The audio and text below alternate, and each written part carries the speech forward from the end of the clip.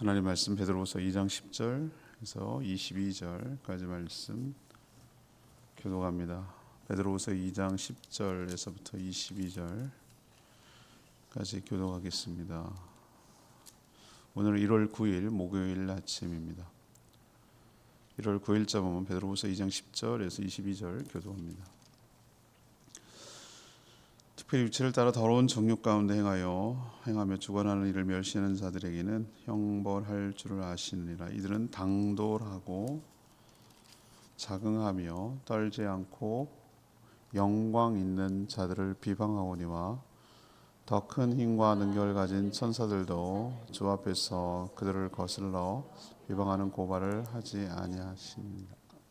그러나 이 사람들은 본래 잡혀 죽기 위하여 난 이성 없는 짐승 같아서 그 알지 못하는 것을 비방하고 그들의 멸망 가운데서 멸망을 당하며 불의의 값으로 불의를 당하며 낮에 즐기고 노는 것을 기쁘게 여기는 자들이니 점과 흠이라. 너희와 함께 연애를 할 때에 그들의 속임수로 즐기고 놀며 음심이 가득한 눈을 가지고 범죄하기를 그치지 아니하고 굳세지 못한 영혼들을 유혹하며 탐욕에 연단된 마음을 가진 자들이니 저주의 자식이라. 그들이 바른 길을 떠나 미혹되어 부올의 아들 발람의 길을 따르는도다. 그는 불의의 싹을 사랑하다가 자기의 불법으로 말미암아 책망을 받되 말하지 못하는 나귀가 사람의 소리로 말하여 이 선지자들의 미친 행동을 저지하였느니라. 이 사람들은 물 없는 샘이요 광풍에 밀려가는 안개니 그들을 위하여 캄캄한 어둠이 예비되어 있나니 그들이 허탄한 자랑의 말을 토하며 그릇되게 행하는 사람들에게서 겨우 피한 자들을 음란으로서 육체의 정욕 중에서 유혹하는도다. 그들에게 자유를 준다 하여도 자신들은 멸망의 종들이니 누구든지 진 자는 이긴 자의 종이 됨이라. 만일 그들이 우리 주 되신 구주 예수 그리스도를 알므로 세상의 더러움을 피한 후에 다시 그 중에 얽매이고 지면 그 나중 형편이 처음보다 더 심하리니 의의 도를 안 후에 받은 거룩한 명령을 저버리는 것보다 알지 못하는 것이 도리어 그들에게 나으니라. 참된 속담에 이르기를 개가 그 토하였던 것에 돌아가고 돼지가 씻었다가 더러운 구덩이에 도로 누웠다 하는 말이 그들에게 응하였도다. 아멘. 거짓 무리들의 특징에 대해서 베드로후서가 2장의 전체에 관한 그런 내용인데요. 거짓 무리들은 모든 권위를 부정하고 비방을 일삼습니다.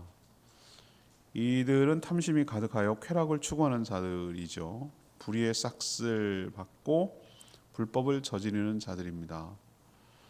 이성 없는 짐승처럼 허탄한 자랑을 하며 그릇 행하다가 멸망당할 자들입니다. 이들은 자유를 줄 것처럼 말하지만 많은 사람들을 방종으로 이끌어 타락시키는 자들입니다. 진리를 맛보고 타락하면 처음 시작하지 않은 것보다 나쁘고 나중 형편이 처음보다 못해진다라고 경고하는 내용이 오늘 전체적인 내용입니다. 오늘 질문, 이단 사이비의 특징은 무엇입니까? 이단과 사이비의 특징은 무엇입니까? 이것이 오늘 질문이 되겠습니다. 먼저 10절에서 14절까지 말씀, 모든 권위를 부정하고 비방합니다. 모든 권위를 부정하고 비방하는 것, 이것이 이단 사이비들의 특징입니다. 거짓 무리들은 속에 가득한 악이 겉으로 표출됩니다. 처음에는 숨길 수 있으나 계속 숨길 수는 없습니다. 그들의 실체가 드러나는 것이죠. 내 안에 무엇으로 가득 채웠느냐가 결국 밖으로 드러나기 마련이거든요. 그들도 마찬가지예요. 이들은 오늘 10절에 보니까 당돌하고 교만하다 이런 표현을 쓰고 있어요. 당돌하고 교만하다. 그럼 당돌하고 교만한 특징이 뭐냐? 어떻게 나타나냐? 모든 권위를 부인하고 부정하고 비방합니다. 모든 권위. 요즘 같은 때이기 때문에 정상적인 권위, 하나님이 주신 권위마저도 부정당하는 시대에 살고 있어요. 우리가 원래 권위는 나쁜 게 아니고 권위적인 게 나쁜 것이죠. 권위는 좋은 겁니다. 권위는 우리를 보호하고 책임지는 것입니다. 권위 아래 있을 때 우리가 안전합니다. 그건 제대로 된 권위. 그러나 부패한 권위, 그렇지 못한 권위는 우리를 이용하고 우리를 악용하고 우리를 위해합니다. 그걸 우리가 몇 차례 경험을 많이 했기 때문에, 그리고 수없이 경험했기 때문에 인류 역사상 권위라는 그 자체에 대해서 알레르기 반응을 보이는 거예요. 예수 그리스도가 진정한 권위자시거든요. 권위자가 어떻게 해야 되는지를 보여주시는 거거든요. 책임지고 희생하고 헌신하는 것이에요. 근데 인간 권위는 어떻죠? 군림하고 이용하고 착취하고 국민을 개와 돼지로 알고 함부로 대하고, 그렇기 때문에 그걸 학습하고 경험한 사람들은 권위 자체를 거부하고 거역하고 반대하고 부정하고 이런 식으로 나가게 되는 것이죠. 사단이 그걸 또 조장하고 있고요. 정상적인 권위까지 부정하고 거역하고 비방하고 이렇게 만들도록 유도하는 것, 이게 거짓 무리들, 이단 사이비들의 특징이라고 할 수 있어요. 오늘 베드로 사도가 뭐라고 그러죠? 천사들도, 그 영적 권위를 가진 천사들조차도, 하늘의 천군 천사들조차도 이런 부분에 있어서 권위에 대해서 비방하고 부정하고 이렇게 하는 것을 조심한다고 그랬어요. 오늘 10절에 11절에 표현해 보면 이들은 그렇게 하는데도, 천사들도 그렇게 하는데도 이 이단 사이비들의 특징, 거짓 선생들의 특징은 가장 영광과 위엄이 넘치는 하나님 앞에서도 그 하나님의 권위조차도 인정하지 않으려고 합니다. 이게 핵심입니다. 왜 그렇게 권위를 부정할까요? 왜 모든 권위를 부정합니까? 이단 사이비들 보세요. 그들이 누구의 권위를 인정한 적 있어요? 교주의 권위만 인정하지. 공권력한테도 대들고 뭐 어디 눈에 보이는 거 있습니까? 그들에게 어떤 권위도 부정하잖아요. 왜 그럴까요? 이유는 딱 한 가지예요. 자신이 하나님 자리에 앉아있기 때문에 그렇습니다. 자기가 최종 권위자예요. 그러니 다른 권위를 인정할 수가 없는 것이죠. 그럼 이런 사람들의 특징이 뭡니까? 왜 그 권위를 가지려고 합니까? 자기 마음대로 하고 싶으니까. 그래서 어떻게 하는 거죠? 오늘 난 이 표현이 참 그런데, 탐욕에 연단됐다, 이런 표현을 쓰고 있어요. 오늘 이 문학적 표현이 정말, 난 여러분 베드로사도 무식하지 않습니다. 무슨 뱃사람이라고, 여러분 그 당시에는 직업이 없는 사람 태반이에요. 배를 가진 선주가 무슨 무식한 사람이에요. 이런 글을 물론 성경의 도우심이 있겠지만 이런 탁월한 표현을 쓰는 거 보면 대단한 거예요. 이거는 굉장히 정확한 표현을 쓰고 있는데, 이 보세요. 탐욕에 연단된 마음으로, 이 표현 보세요. 얼마나 그 한 번이 아니고 이 탐욕스러움이 뭐죠? 계속 반복돼 가지고 아예 그냥 장착이 됐다. 그런 표현을 이 탐욕에 연단된 마음이라고 표현하잖아요. 그런 마음을 가지고 굳세지 못한 자들, 굳세지 못한 건 뭐죠? 믿음이 연약하고 가치관이 분명하지 못하고 마음이 연약하고 이런 사람들, 연약한 사람들, 이런 연약한 굳세지 못한 사람들을 유혹해서 자기 이권을 챙기는 저주의 자식들이다라고 아주 강하게 어조로 얘기를 하고 있어요. 마치 잡혀 죽기 위하여 태어난 이성 없는 짐승 같은, 이건 뭐 최고의 욕 아니겠어요? 잡혀 죽기 위해서 태어난 이성 없는 짐승 같은 존재들이다. 이단 사이비를 향해서 그렇게 얘기하는 거예요. 모든 권위의 정점에는 무엇이 있죠? 최고의 권위자는 누구입니까?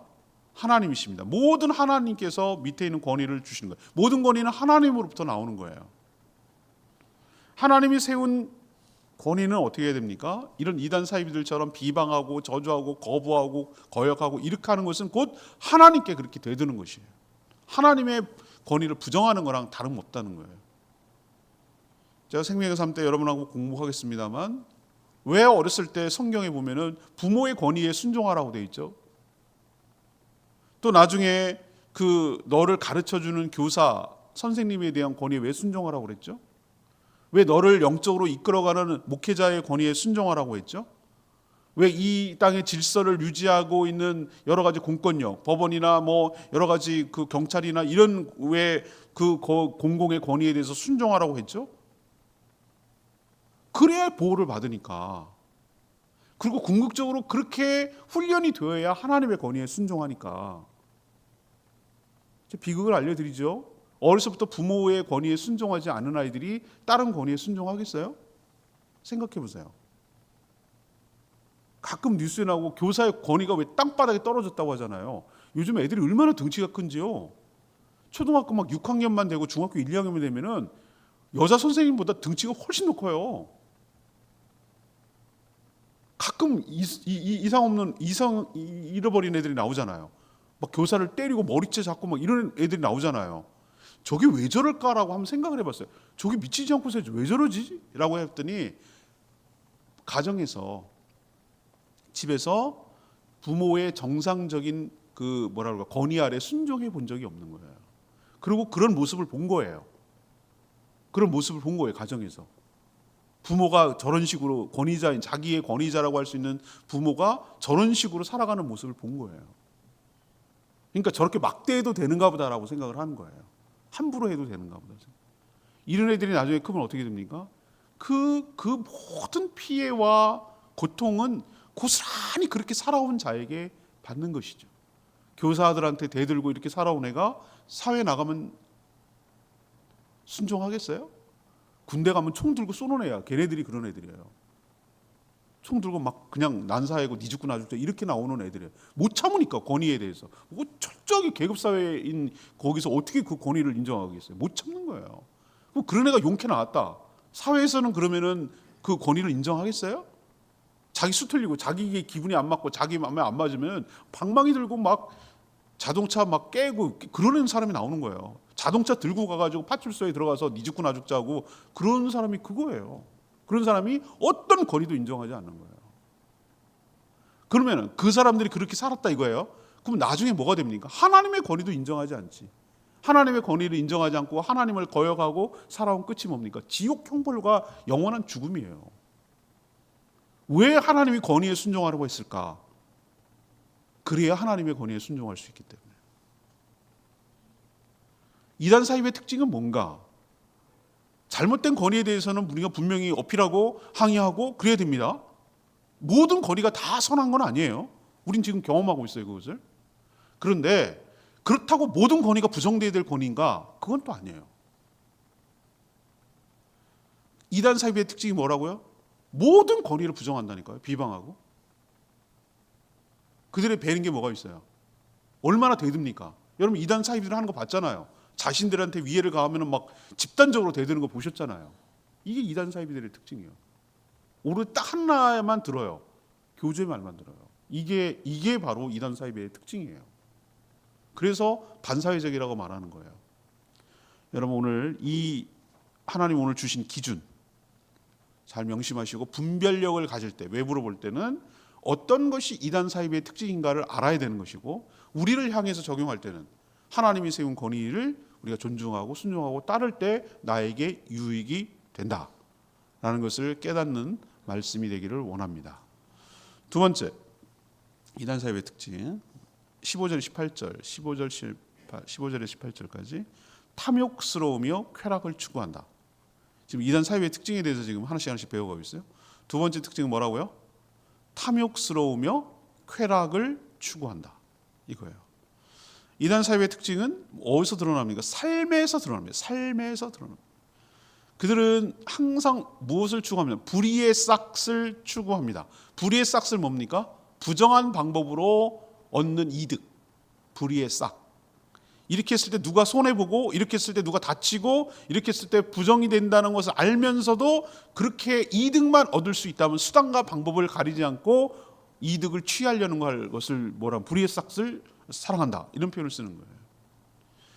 그러니까 이득이 생긴다면 무슨 짓이라도 하는 것이죠.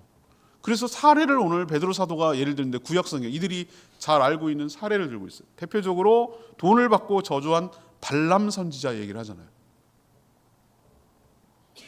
발람 선지자 여러분 아시잖아요. 이스라엘이 위로 올라오니까 두려우니까 발락 왕이 돈 주고 처음에는 막 이렇게 거절하는 척하다가 몸값 올리고 더 돈 올린 다음에 돈을 받고 막 저주가 안 돼. 저주가 안 되고 성령이 사로잡아가지고 축복으로 바꿔버리니까 하지 말라고, 아무것도 하지 말라고. 그리고 그 대표적인 사례 있잖아요. 발람, 거짓 선지자의 아주 대표적인 대명사처럼 나오는 것이 발람 선지자거든요. 그 얘기를 하고 있어요. 처음에는 아닌 척하고 막 그러다가 그의 진짜 목적은 뭐였다는 거예요. 불의의 싹스를 사랑하는 거죠. 하나님이 사랑하는 백성을 저주하든 말든 그건 난 상관없어. 난 돈만 받으면 돼. 왜 무속이 하면 안 되는 거 여러분 제가 여러 번 강조했잖아요. 무속에는 그런 거 없어요. 하나님의 뜻을 이루고 무엇이 공이고 무엇이 사랑이 뭐 이런 옳고 그름의 문제가 없어요. 나한테 돈만 생기면 하는 거예요. 돈만 생기면 뭐든지 하는 거예요. 이 사람이 어떻게 해서 이 큰 구판을 벌리기 위해서 이 돈이 어떻게 생겼는지 이런 거 중요하지 않고 이들이 바라는 거 뭐 하는지 그런 거 중요하지 않아요. 무당한테는 1억짜리 구판을 벌인다 그러면은 그걸로 땡큐인 거예요. 자기 불의의 싹 그걸 좋아하기 때문에 그게 뭐 상관없어요. 의뢰자에게 유리하도록 그 돈 준 사람에게 유리하도록 구판을 벌려주는 게 무당 사이비의 특징이에요. 이게 옳고 그름이 없어요. 이렇게 해주는 것으로 통해서 무엇이 일어나고 이루어져야 되는지에 대한 생각이 없어요. 역사의식도 없고 윤리의식도 없고 없어요. 그런 거 없어요. 그냥 불의의 싹을 사랑하는 것뿐이에요. 그리고 그렇게 약한 자들, 믿음이 연약하고 그렇게 흔들리는 자들의 그 불안한 마음을 이용해서 자기의 이득을 챙기는 자들이 옛날부터 계속해서 내려왔고 그것이 뿌리가 사단으로부터 온 이단 사이비들의 특징이라니까요. 하나님 뭐라고 경고했습니까? 발람 선지자에게 말 못하는 짐승 나귀, 그가 타고 다니는 나귀가 오히려 거짓 선지자인 발람을 책망할 정도로 타락했잖아요. 이거는 굉장히 상징적인 거거든요. 짐승이 어떻게 말을 하겠어요? 근데 들었다고 그랬거든요. 주인이 왜 그러냐고 막 이렇게 하잖아요. 이 얘기는 뭐냐면은 발람 너는 이 얘기는 우회적으로 얘기하면 넌 짐승보다 못한 인간이야 라는 뜻이에요. 그렇지 않겠어요? 짐승도 알아듣는데 알아보고 이렇게 하는데 너는 짐승 이하야 지금 이 얘기거든요. 우리가 막 어떤 사람을 막 욕하고 심하게 욕할 때 전 짐승만도 못하는 놈 막 이러잖아요. 실제로 그런 것 같아. 짐승은 그 정도는 아니거든요. 어떨 때 보면은 짐승은 그래도 의리는 있어. 자기한테 잘해주는 사람한테는 잘해요. 충성한다고. 인간만 배신해요. 이렇게 되도록 조장하고 만드는 자들이 바로 이단 사이비다. 불의의 싹만 좋아하는가? 아니요. 또 특징을 얘기하잖아요. 눈과 말과 몸짓이 음탕하다고 그랬어요. 오늘 표현이에요. 14절에 나오죠. 눈과 말과 몸짓이 음탕해요. 앞에서 연결시켜 볼까요? 불의의 싹스로 얻은 걸 가지고 그것을 불의에 사용하기도 하지만 어디에 주로 사용할까요? 음탕한 짓을 하는데 사용하는 거예요. 거기에 불의의 싹스를 받아가지고 그 자기 쾌락을 위해서 사용하는 거예요. 이게 특징이에요. 이단 사이비들. 이들은 정상적인 사람이라면 낮에 정신을 차리고 열심히 자기가 해야 될 일을 해야 되는 게 맞잖아요. 안 믿는 사람조차도 아주 참 하찮고 보잘것없고 이렇게 경멸하는 사람들을 뭐라고 하면 낫술했냐 이래요. 낫술했냐? 들어보셨어요? 이 말 들어본 사람들은 낫술했냐가 뭐냐면은 아니 이렇게 멀쩡한 대낮부터 술에 취해가지고 그러고 산다고? 너 알코올 중독자야? 이런 경멸하는 말이거든요. 낫술했냐 이 얘기는. 제주도는 낫술하는 사람들이 많아가지고 참 보통 일이 아니다. 음주운전을 점심 먹고 나서 잡아야 돼. 난 여러 번 봤어요. 깜짝 놀래요. 저 사람 운전대 뭐 이렇게 내가 소스라치게 놀래요. 어머 뭐 이럴 정도였어요. 주로 음주 단속은 밤에 하니까 기가 막혀. 봐봐요. 오늘 성경 표현이 성경은요 인간이 살아가는 모든 유형의 모든 것들을 다 표현해 놓고 다 설명해 놓고 있어요. 그래서 여러분 성경만 충분히 묵상하고 읽어도 세상 돌아가고 사람들이 왜 저러지, 무슨 일이 일어나지, 이런 것들을 훤히 알 수 있는 이유가 뭐냐면은, 저는 제일 맨날 말씀만 보잖아요. 그런데도 세상 돌아가는 걸 어떻게 아냐면은 여기 보면은 다 나와요. 사람들의 그 삶과 패턴과 그 심리와 그런 것들이 다 묘사되어 있기 때문에, 그래서 지혜가 생기는 거예요, 여러분. 오늘 얘기 정확하게 하고 있잖아요. 정상적이라면 낮에 정신을 차리고 주님 주신 사명 따라 열심히 일을 해야 되는데, 낮이든 밤이든 상관없이 뭐 할 생각만요? 술에 취해서 먹고 놀 생각만 한다. 이거 먹고 놀 생각만. 오늘은 뭐 하고 놀까?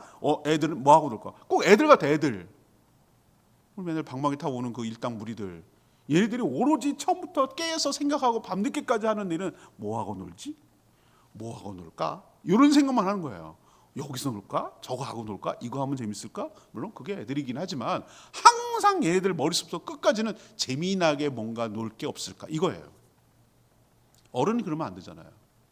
뭔가 생산적인 일을 해야 하고, 뭔가 도움이 되는 일하고, 헌신적인 일을 하고, 사회에 기여를 해야 되고, 뭐 그래야 되잖아. 특히 믿는 성도들은 하나님 나라를 위해서 헌신하고 살아야 되잖아요. 그런 거 없어요. 오로지 불의의 싹스로 얻은 걸 가지고 쾌락에 사요. 내일이 없어요. 그냥 순간순간 즐기고 소비하고 쾌락을 누리며 살아가는, 그게 이단 사이비들의 특징. 그게 목적이에요. 불의의 싹스를 얻으려고 하는 목적이에요. 문학적인 표현, 베드로 사도 아주 탁월한 문학가예요. 이들의 특징을 갖다가 은유로 설명해서, 물이 없는 샘, 이거 말짱 꽝이지. 딱 말라붙어 있는 물, 샘, 이거 허망하지. 광풍에 밀려가는 안개, 막 강하게 밀려가는 안개 보셨어요? 막 싹 구름이 빨리 지나가는 거, 그런 존재. 그것도 안개야. 금방 사라져버려. 그들은 결국 캄캄한 어둠, 지옥이죠. 캄캄한 어둠에 들어가서 갇힐 것이다. 그들의 끝을 오늘 베드로 사도는 이야기하고 있어요. 우리 일생이 그렇게 여러분 길지 않습니다. 제가 누워서 잠자다가 아내한테 그랬어요. 우리 어쩌다 이렇게 늙었냐? 왜 이렇게 순간 훅 갔냐? 10년 전 사진 보니까 청춘이다, 청춘. 막 이래가면서, 야, 참 짧구나. 인생 진짜 더덥다. 뭐 이렇게 끝나는 거냐? 이런 생각이 드니까, 야, 참 기가 막히네. 뭐 이런 생각이 들 때가 있어요. 잘해야지. 마지막에 잘해야지. 이런 생각을 제가 얼마나 또 다짐하고 그렇습니다. 사고 치지 말아야지. 아주 화려하지 못해도 사고 치지 말아야지. 잘 마무리해야지. 뭐 이런 생각합니다, 저는. 무슨 뭐 대단한 일 벌이려고 하지 말고 그냥 정말 잘 마무리해야지. 이런 생각으로 살아요. 그런데 일할 수 없는 밤이 여러분 속이 옵니다.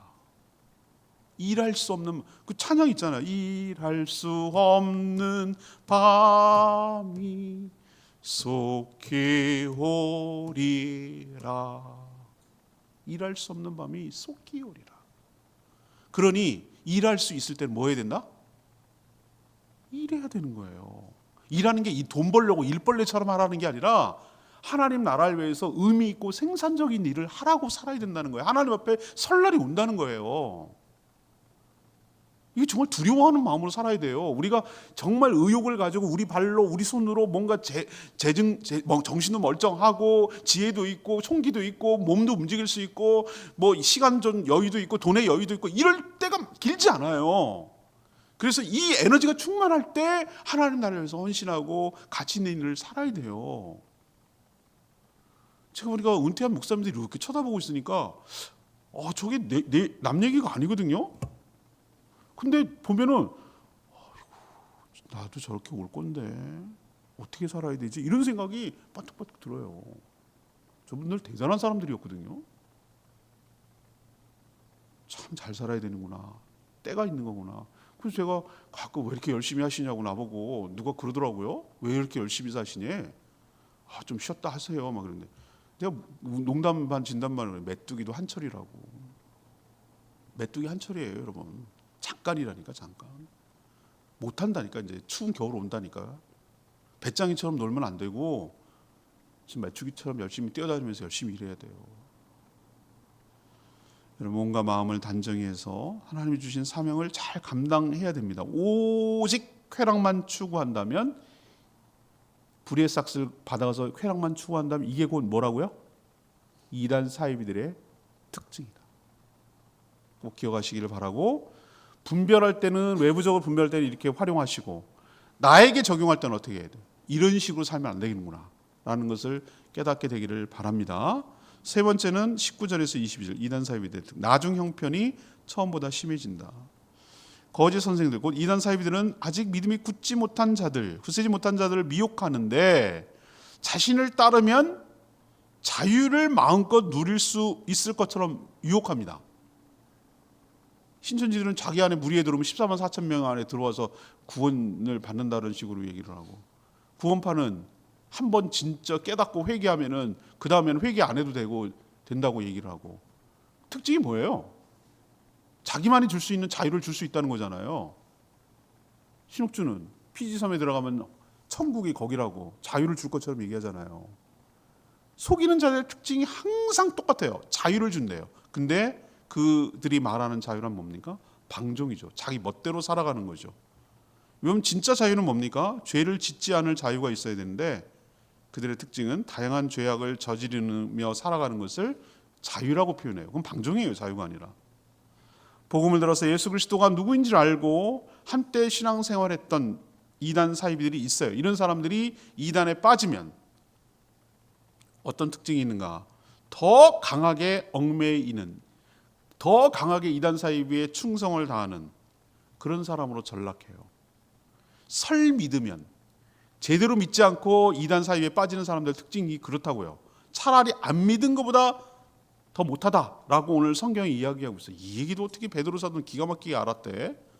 우리 보고 들으란 얘기네. 딱 그 얘기예요 지금. 나중 형편이 처음보다 더 나빠져서 차라리 믿음, 처음부터 믿지 않았던 사람보다 더 형편이 좋지 못한 상황으로 전락한다라고 오늘 성경이 표현하고 있어요. 그러면서 속담을 인용합니다. 개가 토한 것을 도로 찾으며, 그때 당시의 속담인가 보죠. 근데 아주 리얼해요. 이 속담이 굉장히 리얼해요. 개가 토한 것을 막 속이 부딪혀가고 겨우 토해놨는데 그게 아쉬워가지고 도로 그걸로 간다는 거예요. 돼지를 갖다가 깨끗하게 씻겨놓고 그랬더니 또 못 버리고, 그 본성 못 버리고 더러운 구덩이에 들어가가지고 막 비비고 눕고 엉망진창으로 살아가는 그 개와 돼지 같은 모습이 딱 그렇다는 거예요. 그 못 버리고 옛날로 또 돌아가가지고 그 더한, 더 심한 곳으로 타락하고 망가지는 모습을 보여주는 거죠. 이단 사이비의 특징이 뭐냐고요? 방종입니다. 방종의 끝이 뭐냐고요? 중독으로 나타납니다. 중독은 모든 방종의 결과예요.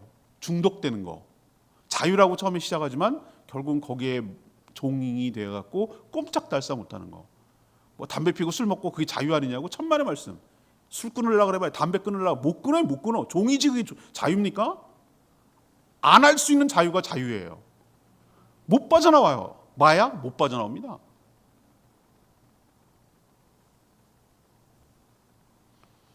점점 상황이 약해지고 파멸이 돼야 끝나는 거죠. 암세포 같죠. 자기가 죽는 줄 모르고 죽어야 자기도 죽는데, 몸이 죽으면 암세포도 죽는 거잖아요. 그 몸을 다 죽여야 끝이 나요.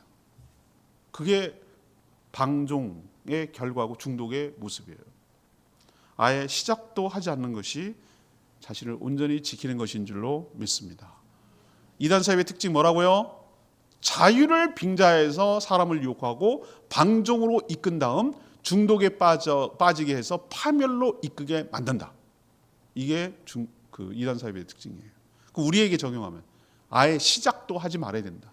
어설프게 믿었다가 이단 사이비에 빠지면 더 심하게 교회를 비방하고 반대하고 그렇게 빠질 수 있다. 제대로 양육받고 제대로 말씀 교육을 받아야 이런 일이 생기지 않는다.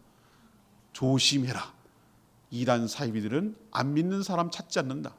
어설프게 믿고 초짜들 찾아다니면서 먹잇감으로 낚아챈다. 이거 명심하셔야 돼요. 19절. 그들에게 자유를 준다 하여도 자신들을 멸망의 종이니 누구든지 진 자는 이긴 자의 종이 됨이라. 우리 옛날에 기차놀이 꼬리잡기 경기에서 지면 이긴 자의 꼬리로 가야 합니다.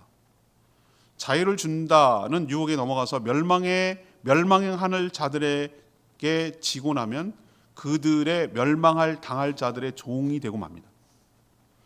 오늘 이 표현 여러분 명심하세요. 제가 왜 이 표현을 굉장히 이기는 자는 지는 자는 이긴 자의 종이 될 것이다. 여기서 지는 것의 대상이 사단이라면, 지는 것의 대상이 죄라면 우리는 죄의 종이고 사단의 종이 된다는 거예요.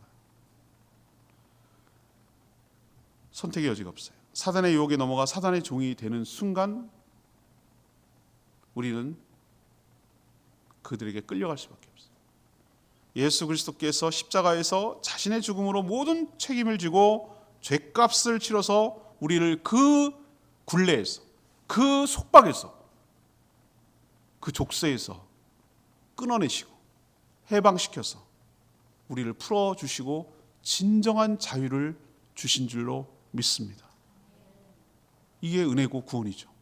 죄를 짓지 않을 자유. 우리 선포하세요. 우리를 유혹해오고 우리를 넘어지게 하는 예수 그리스도의 이름을 명하노니 떠나갈지어다. 선포하세요. 그들은 예수 그리스도 이름 앞에 벌벌 떨어요. 아주 싫어해요. 예수의 권위 앞에 복종하게 돼 있어요. 우리를 넘어뜨리려고 하고 우리를 다시 죄의 굴레로 들어가게 하는, 어떻게 해서 우리가 나왔는데, 어떻게 해서 예수 그리스도의 피값으로 우리를 사셔가지고 그걸 끄집어냈는데 또 그 짓을 하고 있는 내 모습을 보면 주님이 얼마나 한탄하고 속상하시겠어요. 그러니 죄를 짓지 않을 자유를 주신, 되찾아 주신 하나님 은혜에 감사하고 다시는 그 죄의 속박으로, 죄의 구렁텅이로 진자가 되어서 이긴 자의 종이 되지 않도록,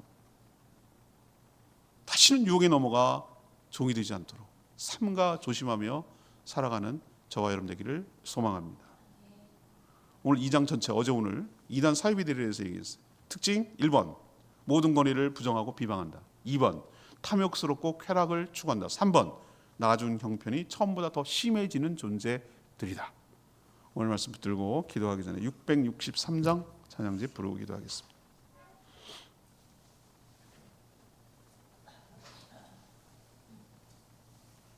663장 신실하게 진실하게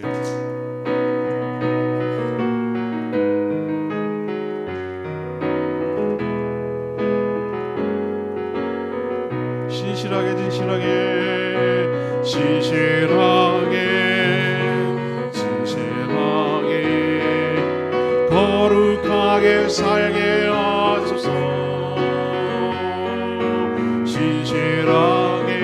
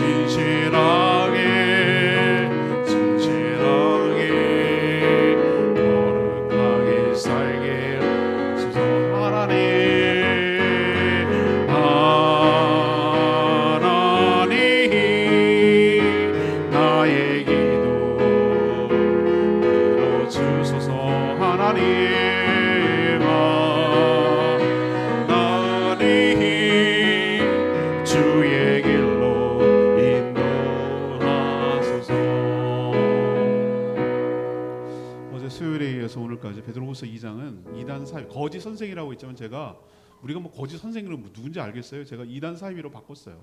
딱 거짓 선생이 2단 사입이에요. 그 특징에 대해서 쭉 얘기하고 우리가 어떻게 조심을 해야 되는가에 대해서, 분별해야 되는가, 조심해야 되는가, 이런 거에 대해서 배웠잖아요. 우리가 딱 그 시대에 지금 살고 있어요. 아주 가까이 밀착해서 우리 주변에 있어요. 우리를 넘볼고 있어요. 약한 자들을 끊어내고 그 고리를 끊어내고 교회를 와해시키고 무너뜨리려고 길을 쓰면서 지금도 우는 사슴처럼 빙빙 돌고 있어요. 약한 고리가 보이거든요. 고기만 건들면은 전체가 흔들리거든요. 딱 먹잇감이 포착됐어요. 그래서 공격이 들어갑니다. 정말 조심하지 않으면 교회가 와야 돼요. 무너진다고요. 교회, 그리스도의 몸인 교회가 와야 된다고요. 우리가 정말 깨어서 정신 차리고 똑바로 분별하지 않으면은 이단 사이비에 넘어가서 종이 되고 맙니다. 여러분 정신 똑바로 차리고 잘 분별하게 해달라고, 그 종이 되지 않게 해달라고 주여 외치며 나아가기를 원합니다. 주여 나를 신실하게 거룩하게 살게 하소서. 진실하게 거룩하게 살게 하소서.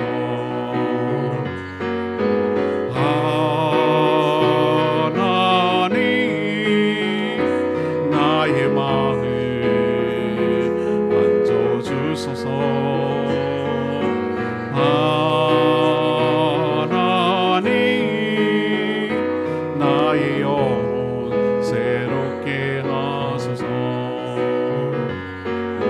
진실하게 거룩하게 살게 하소서. 진실하게 거룩하게 살게 하소서.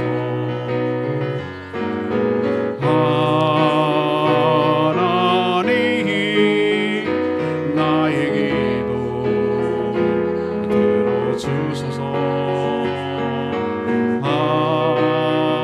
하나님 주의 길로 인도하소서.